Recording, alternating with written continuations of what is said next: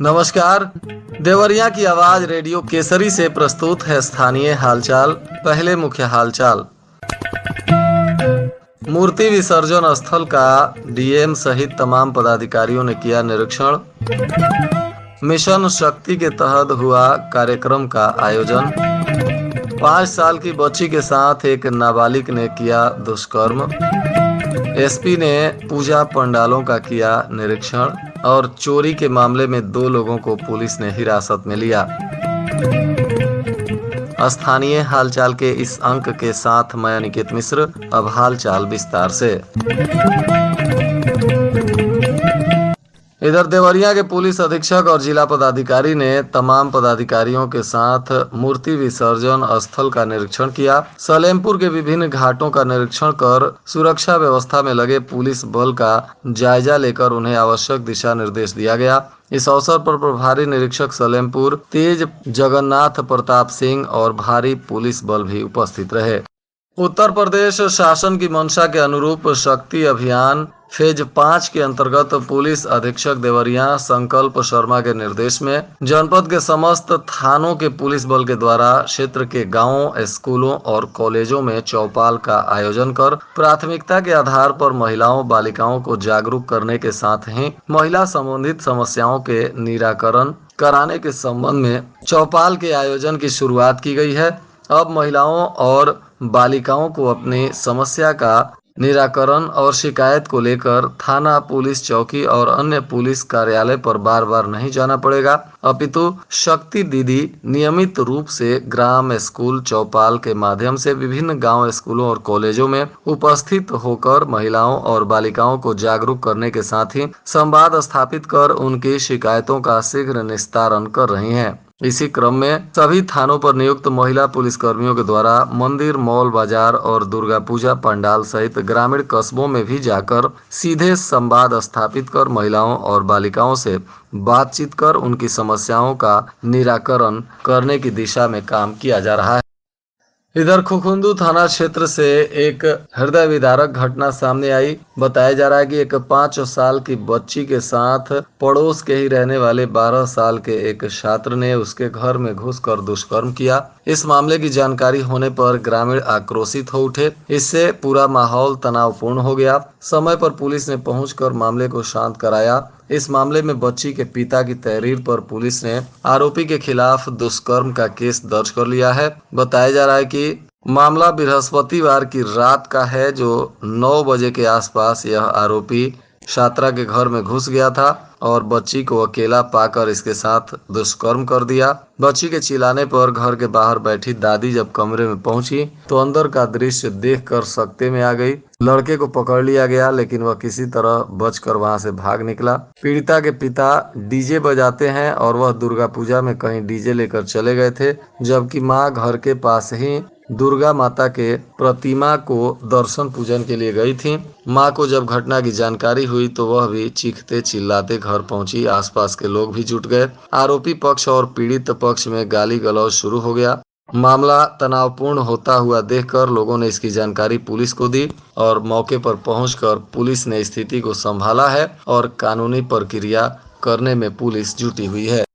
रामपुर कारखाना थाना क्षेत्र के दिघवा पौटवा गांव में 8 अक्टूबर की रात को नशीले पदार्थ का स्प्रे कर घर में 6 लाख रुपए से अधिक की हुई चोरी के मामले में पुलिस ने अब 2 संदिग्धों को हिरासत में ले लिया है, जिनसे पूछताछ की जा रही है। बताया जा रहा है कि बरामदे में गृह स्वामी अशोक सिंह सो रहे थे, जिनके ऊपर नशीले पदार्थ का स्प्रे कर दिया गया। वह बेहोश हो गए और चोर घर के अंदर दाखिल होकर लाखों की चोरी कर लिए, जिसके बाद पुलिस मामले की अनुसंधान कर रही थी। अब इसमें 2 संदिग्धों को हिरासत में लिया गया है, जिनसे पूछताछ की जा रही है। पुलिस को शक है कि सीसीटीवी फुटेज में दिख रहे 3 चोरों में से 2 लोग यही हैं। फिलहाल पुलिस इनसे गहराई से अनुसंधान कर रही है और जल्द ही इस मामले के उद्भेदन की जानकारी पुलिस के द्वारा दी जा सकती है।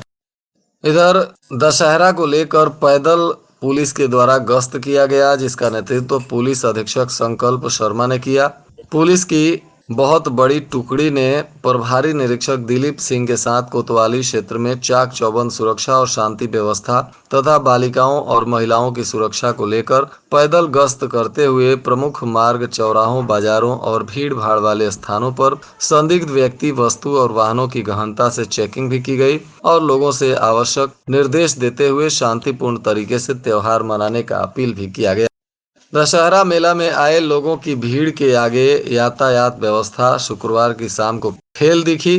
कई मार्गों पर छोटे वाहनों के प्रवेश कर जाने से भी जाम की स्थिति बनी रही, जिससे मेला करने आए लोगों को परेशानी का सामना करना पड़ा। कई मार्गों पर वन वे किया गया था, लेकिन किसी तरह निकलने के प्रयास में भीतर प्रवेश कर गए वाहनों ने जाम की समस्या को बढ़ा दिया। हालांकि यातायात पुलिस की सक्रियता के चलते यह 5 से 10 मिनट के अंदर ही कंट्रोल किया गया और मेला में उमड़ने वाली भीड़ का शारदीय नवरात्रि के महानवमी के दिन हवन और कन्या पूजन के बाद लोगों ने इस मेला का आनंद उठाया।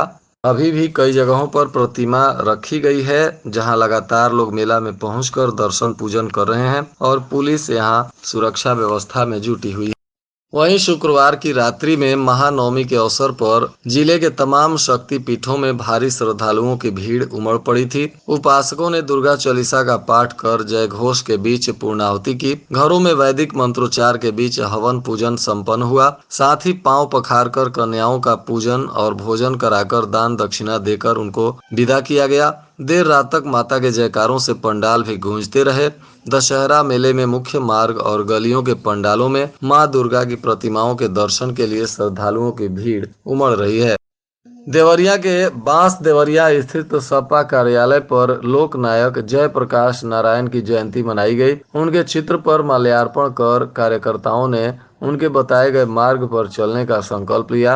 मौके पर सलेमपुर के सांसद रामाशंकर राजभर ने कहा कि देश में एक ऐसा समय आया कि सत्ता में बैठे लोग स्वयं को सर्वशक्तिमान समझकर लोकतंत्र का दमन करते हुए देश में आपातकाल की घोषणा कर दिए थे। तब लोक नायक ने संपूर्ण क्रांति का आह्वान किया। उनका मानना था कि इसमें राजनीतिक, आर्थिक, सामाजिक, सांस्कृतिक और बौद्धिक, शैक्षणिक तथा आध्यात्मिक क्रांति शामिल थी। इन सातों क्रांतियों को मिलाकर संपूर्ण क्रांति होती है, जिसकी तपिश इतनी भयानक थी कि केंद्र में कांग्रेस को सत्ता से हाथ धोना पड़ गया था। जयप्रकाश नारायण की हुंकार पर नौजवानों का जत्था सड़कों पर निकल पड़ता था। वह घर घर में क्रांति का पर्याय बन चुके थे। शहर के राजकीय इंटर कॉलेज की सुरक्षा व्यवस्था को और बेहतर किया जाएगा। इसके लिए चारों तरफ की दीवारों को और मजबूत करने का काम शुरू कर दिया गया है। अभी जलकल रोड के पास नई 4 दीवारी बनाई जा रही है। पिछली दीवार जो कमजोर होकर कई जगहों से गिर चुकी थी, उसे बाहरी लोग इसमें प्रवेश कर जाते थे। अब नई दीवार बनने से यहाँ अध्ययनरत छात्राओं को सहूलियत होगी। ऐतिहासिक माने जाने वाला शहर का यह राजकीय इंटर कॉलेज 8 अक्टूबर वर्ष 1912 में स्थापित हुआ था। पहले इसका नाम किंग एडवर्ड हाई स्कूल था, जिसे आज़ादी के बाद बदल दिया गया। अंग्रेजों के समय में बनी यह बिल्डिंग को देखकर अलग ही इसका एहसास होता है। हालांकि अब कई जगह पर इसकी दीवारें कमजोर हो चुकी हैं। कुछ जगहों पर ऊपर छज्जा भी गिर रहा है। यहाँ के पुराने छात्र रहे प्रदेश के वर्तमान कृषि मंत्री सूर्य प्रताप शाही के विशेष प्रयास से अब इसके सौंदर्यीकरण को लेकर काम किया जा रहा है। गौरी बाजार थाना क्षेत्र में पति ने अपनी पत्नी की हत्या को लेकर एक खास जानकारी दी है। पुलिस को उसने बताया है कि एक युवक से अवैध संबंध होने के चलते पति ने अपनी पत्नी की हत्या कर दी। मृतिका की मां की तहरीर पर पति के खिलाफ अब हत्या का केस दर्ज किया गया है। पुलिस ने आरोपी को गिरफ्तार भी कर लिया है। बताया जा रहा है कि गांव का एक युवक का विवाह महाराजगंज जिले के परतावल बाजार निवासी युवती से हुआ था। युवती के पिता की पहले ही मौत हो चुकी थी। विवाह के कुछ दिन बाद पति पत्नी के मनमुटाव रहने लगा। पति की मां की मृत्यु भी कुछ वर्ष पहले हो चुकी थी। पहले वह विदेश में रहता था। शादी के बाद पति गोरखपुर में प्राइवेट नौकरी करने लगा। दोनों के एक 2.5 वर्ष का पुत्र भी है। बाद में पति, पत्नी और बच्चा तीनों गोरखपुर में रहते थे। अब आरोप है कि पत्नी का किसी के साथ अवैध संबंध था, जिसको मना करने पर भी वह नहीं मानती थी, जिसको लेकर पति ने उसकी हत्या कर दी।